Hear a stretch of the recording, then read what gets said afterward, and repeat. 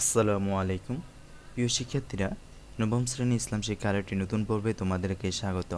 আমরা এই পর্বে আলোচনা করব ইসলাম শিক্ষা বইয়ের দ্বিতীয় অধ্যায় পৃষ্ঠা নং 51।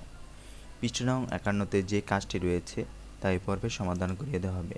কাজটি হচ্ছে হজ সম্পর্কে বিভিন্ন তথ্য অনুসন্ধান।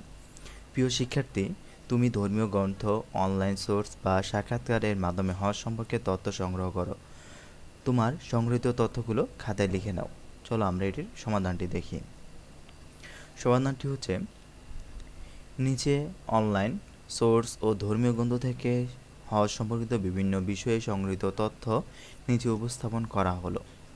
হজের দিন ভিত্তিক কার্যক্রম: ৮ তারিখ হাজীগণ সকালে মক্কা থেকে ইহরাম বেঁধে মিনায় যাবেন এবং সেখানে ৯ তারিখ ফজর পর্যন্ত অবস্থান করবেন, এটি সুন্নত। ৯ তারিখ ফরজ সালাত শেষে হাজীগণ আরাফাত যাবেন এবং সূর্যাস্ত পর্যন্ত অপেক্ষা করবেন, এটি হজের ফরজ। এখানে জোহরের সময় জোহর ও আসরের নামাজ দুই দুই রাকাত করে একত্রে পড়বে। ৯ তারিখ সন্ধ্যার পর হাজিরা মুজদালিফায় যাবে এবং সেখানে সূর্যোদয়ের আগ পর্যন্ত অবস্থান করবে। এখানে ঈশার সময় মাগরিব ও এশা একত্রে পড়বে, এখানে অবস্থান করা ওয়াজিব। ১০ তারিখ সকাল সূর্য ওঠার আগে মুজদালিফা ত্যাগ করে হাজীগণ মিনায় যাবে। এরপর জামায়াতের আকাবায় বড় পাথর ৬০টি কঙ্কর নিক্ষেপ করবে। এরপর কুরবানি দিয়ে কুরবানি শেষে মাথা মুন্ডন করে ইহরাম ভঙ্গ করে ফেলবে, অতঃপর পবিত্র কাবায় গিয়ে তাওয়াফের জিয়ারত করবে, এটি ফরজ। আর কঙ্কর নিক্ষেপ, কুরবানি, মাথা মুন্ডন ওয়াজিব। তাওয়াফে জিয়ারত শেষে মিনায় ফিরে যাবে। ১১ তারিখ এবং ১২ তারিখ পরপর ৩টি পাথরের ৬০টি করে মোট ২১টি কঙ্কর নিক্ষেপ করবে। এই সময় রাতে মিনায় অবস্থান করা সুন্নত। এরপর কাবায় গিয়ে বিদায়ী তাওয়াফ করবে, এটি ওয়াজিব। ভ্রাতৃত্ব প্রতিষ্ঠায় হজ: হজ বিশ্ব মুসলমানদের সর্ববৃহৎ সম্মেলন। বিভিন্ন ভাষাভাষী মুসলিম একই সামিনার নিচে একত্রিত হয়, নিজেদের মধ্যে ভাব বিনিময় হয়, ভিন্ন সংস্কৃতির সাথে পরিচয় ঘটে, একজন আরেকজনের সুখ দুঃখের অংশীদার হয়। আরাফার খুতবায় ইমাম সাহেবের সবাইকে ভ্রাতৃত্ব বন্ধনে আবদ্ধ হয়ে একে অন্যের পাশে দাঁড়ানোর নির্দেশনা দেন। আর এই জন্য মহান আল্লাহর বিশ্বের সকল মানুষকে হজে আমন্ত্রণ জানানোর নির্দেশ দিয়েছেন। হজের মাহাত্ম্য: হজ ইসলামী শরীয়তের অন্যতম স্তম্ভ। হজ একটি আর্থিক ও শারীরিক ইবাদত। যাদের হজ করার শারীরিক ও আর্থিক সামর্থ্য আছে, পবিত্র কোরআনে তাদের হজ করার নির্দেশ দেওয়া হয়েছে। অন্যদিকে আল্লাহর রাসূল সাল্লাল্লাহু আলাইহি ওয়াসাল্লাম হজের গুরুত্ব সম্পর্কে বলেছেন, যার উপর হজ ফরজ হয়েছে কিন্তু সে হজ করেনি, সে ইহুদি হয়ে মৃত্যুবরণ করল না খ্রিস্টান হয়ে মৃত্যুবরণ করল, তাতে আল্লাহর কিছু যায় আসে না। অন্যদিকে হজের ফজিলত সম্পর্কে মহানবী সাল্লাল্লাহু আলাইহি ওয়াসাল্লাম বলেছেন, যে ব্যক্তি সঠিকভাবে হজ করলে সে নবজাতক শিশুর মতো নিষ্পাপ হয়ে গেল। মাবরুর হজের বিনিময় জান্নাত ছাড়া আর কিছুই নয়। বুখারী। উমরা হজ: উমরা অর্থ জিয়ারত করা। জিলহজ মাসের ৮ তারিখ থেকে ১৩ তারিখ, এই ৬ দিন ব্যতীত বছরের যে কোনো দিন উমরা করা যায়। সাধারণত উমরা বেঁধে কাবা শরীফ তাওয়াফ এবং সাফা মারওয়া সাং করে মাথা মুন্ডন করাকে উমরা বলে। উমরার ফরজ ২টি, ইহরাম বাঁধা এবং তাওয়াফ করা। ওয়াজিব ২টি, সাফা মারওয়া দৌড়ানো এবং মাথা মুন্ডন করা। এর সুন্নত ৫টি, গোসল করা, সেলাইবিহীন ২টি কাপড় পরা, জোরে তালবিয়া পরা, হজের আসওয়াদ চুম্বন করা, ইস্তিবা করা। উমরা করা সুন্নত। রাসূলুল্লাহ সাল্লাল্লাহু আলাইহি ওয়াসাল্লাম বলেছেন, নিশ্চয়ই রমজান মাসে উমরা একটি হজের সমান। রাসূলুল্লাহ সাল্লাল্লাহু আলাইহি ওয়াসাল্লাম আরও বলেছেন, তোমরা হজ ও উমরা আদায় করো, কেননা হজ ও উমরা দারিদ্র্য বিমোচন করে এবং গুনাহ দূর করে দেয়। যেভাবে হাফের আগুন সোনা ও রূপা থেকে ময়লা দূর করে। তিরমিজি। রাসূলুল্লাহ সাল্লাল্লাহু আলাইহি ওয়াসাল্লাম আরও বলেন, এক উমরা থেকে পরবর্তী উমরার মধ্যবিত্ত সময়ে সংগৃহীত সগীরা গুনাহের জন্য কাফফারা স্বরূপ হয়। বুখারী। কুরবানি: ইসলামের পরিভাষায় জিলহজ মাসের ১০ তারিখ সকাল থেকে ১৩ তারিখ সূর্যাস্ত পর্যন্ত মহান আল্লাহর সন্তুষ্টি অর্জনের লক্ষ্যে নির্ধারিত পশু জবাই করার নাম কুরবানি। এটি হজ ইব্রাহিমের ইসলামের সুন্নত। কুরবানি শুধু পশু জবাই নয়, এটি মনের কলুষতা দূর করে আল্লাহর সন্তুষ্টি অর্জনের একটি পন্থা।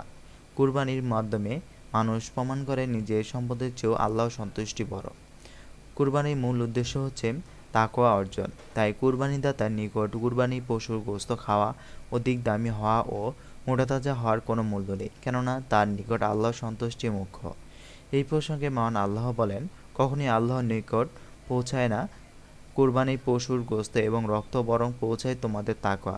সূরা হজ আয়াত ৩৭। কুরবানি একটি উত্তম ইবাদত এবং ইসলামের একটি নিদর্শন। ধনীদের জন্য আল্লাহর নৈকট্য লাভের একটি মাধ্যম। রাসূল সাল্লাল্লাহু আলাইহি ওয়াসাল্লাম বলেন, কুরবানির প্রতিটি পশমের বিপরীতে এক একটি নেকি লেখা হয়। কুরবানির পশুর রক্ত মাটিতে পড়ার আগে তা আল্লাহর নিকট কবুল হয়ে যায়। কাজেই কুরবানি থেকেই শিক্ষা নিয়ে আমরা পরোপকারী, সহানুভূতিশীল, আত্মত্যাগী ও সংযমী হব। বদলি হজ। অনেক মানুষ আছে যাদের হজ করার আর্থিক সামর্থ্য আছে কিন্তু শারীরিক সামর্থ্য নেই, অথবা কোনো কারণে হজ সম্পাদন করার পূর্বেই মারা গিয়েছে। এরূপ ব্যক্তির পক্ষ থেকে অন্য কারো হজ করাকে বদলি হজ বলে। রাসূল সাল্লাল্লাহু বদলি হজ করার অনুমতি দিয়েছেন। সাধারণত হজ এবং বদলি হজের নিয়ম একই। শুধু বদলি হজকারী মূল ব্যক্তির পক্ষে নিয়ত করবে এবং তার পছন্দ অনুযায়ী কেরান, তামাতুব এবং ইফরাদ হজের নিয়ত করবেন। সাধারণত কেউ হজ না করেই মারা গেলে, কোথাও বন্দী হলে, চরম অসুস্থ হলে, অন্ধ হয়ে গেলে, বৃদ্ধ হয়ে গেলে, নারী পুরুষ সঙ্গী না পেলে, রাস্তায় বিপদসংকুল হলে ইত্যাদি কারণে বদলি হজ করতে হয়। যার উপর হজ ফরজ হয়েছে তিনি বদলি হজ করতে চাইলে আগে নিজে হজ পালন করবেন, এরপর বদলি হজ করবেন। আর যার উপর হজ ফরজ হয়নি তিনি এমনিতেই করতে পারবে না। যিনি ফরজ হজ আদায় করেছেন তার জন্য উত্তম হলো পুনরায় হজ না করে বদলি হজ করা। এতে তিনি বদলি হজের জন্য প্রেরণকারীর সমান সওয়াব পাবেন। এই পর্যায়ে শিক্ষকের নেতৃত্বে হজ পালনকারী একজন মেহমান আসবেন। তিনি শিক্ষার্থীদের উদ্দেশ্যে তার হজ করার বিষয়গুলো তুলে ধরবেন। এই বিষয়ে তাদের কোনো প্রশ্ন থাকলে আলোচনা শেষে তারা অতিথিকে প্রশ্ন করবেন। তবে এই জন্য তারা আলোচনার শুরুর পূর্বে একটি নমুনা প্রশ্ন তৈরি করবে এবং শিক্ষক তাদের সহায়তা করবেন। আলোচনাটা এভাবে শুরু হতে পারে। অতিথি: আসসালামু আলাইকুম। প্রিয় শিক্ষার্থীবৃন্দ, হজ সম্পর্কিত আজকে মত বিনিময় ও সাক্ষাৎকার অনুষ্ঠানে আমাকে আমন্ত্রণ জানানোর জন্য কর্তৃপক্ষকে ধন্যবাদ জানাচ্ছি। 2019 সালে হজের নিয়ত করে সরকারিভাবে রেজিস্ট্রেশন করে সকল টাকা পয়সা জমা দিই। এরপর জিলকদ মাসে হজের তামাতুর নিয়ত করে ইহরাম বেঁধে বিমানে আরোহণ করি। এরপর জেদা হয়ে পবিত্র কাবায় পৌঁছি। কাবায় পৌঁছে মাগরিবের সালাত আদায় করি। সালাত শেষে কাবায় গিয়ে 7 বার পবিত্র কাবায় তাওয়াফ করি। তাওয়াফ শেষে মাকামে ইব্রাহিম আলাইহিসসালামের দিকে ফিরে 2 রাকাত সালাত আদায় করি। এরপর পূর্ব দিকে অবস্থিত সাফা মারওয়া পাহাড়ে 7 বার দৌড়াদৌড়ি করি। এরপর হাত তুলে মোনাজাত করি। মোনাজাত শেষে মাথা মুন্ডন করি, হালাল হয়ে যাই। এভাবে আমি উমরা সম্পন্ন করি। এরপর জিলহজ মাসে 8 তারিখ পর্যন্ত কাবায় গিয়ে সালাত আদায়, তাওয়াফ, কুরআন তেলাওয়াত, দুরূদ ইত্যাদি ইবাদত করতে থাকি। জিলহজ মাসে 8 তারিখ হজের জন্য ইহরাম বেঁধে মিনায় যাই এবং সেখানে রাত্রি যাপন করি। 9 তারিখ সূর্যোদয়ের পর আমরা আরাফার ময়দানে যাই এবং সেখানে সন্ধ্যা পর্যন্ত অবস্থান করি। সেখানে জোহরের সময় জোহর এবং আসরের সালাত 2 রাকাত করে 1 আযান ও 2 ইকামতে পড়ি। সন্ধ্যার পর মুজদালিফায় যাই এবং সেখানে রাত্রি যাপন করি। মুজদালিফায় গিয়ে ইশার ওয়াক্তের মাগরিব ও ইশার সালাত একত্রে পড়ি। 10 তারিখে সকালে সূর্য ওঠার পূর্বে মুজদালিফা ত্যাগ করে মিনায় রওনা হই। মিনায় পৌঁছে জামারাতে আকাবা বড় পাথরকে 7টি কঙ্কর নিক্ষেপ করি। এরপর কুরবানি করি।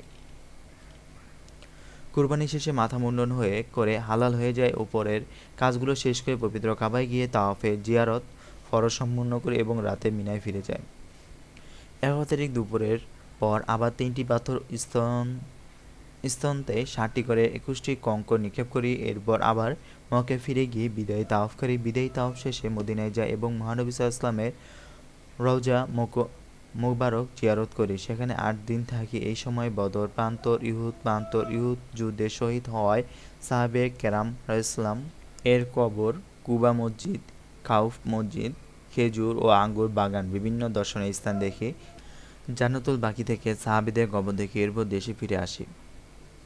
আমরা এই পর্বে ভিডিওতে পৃষ্ঠা নং 51 যে কাজটি রয়েছে তার সমাধান করিয়ে দেওয়া হয়েছে। পরবর্তী পর্বে ভিডিওতে পৃষ্ঠা নং 53 যে কাজটি রয়েছে তা পরবর্তী পর্বে সমাধান করে দেওয়া হবে। ভিডিওটি এ পর্যন্তই। পরবর্তী ভিডিওর জন্য সবাইকে শুভকামনা।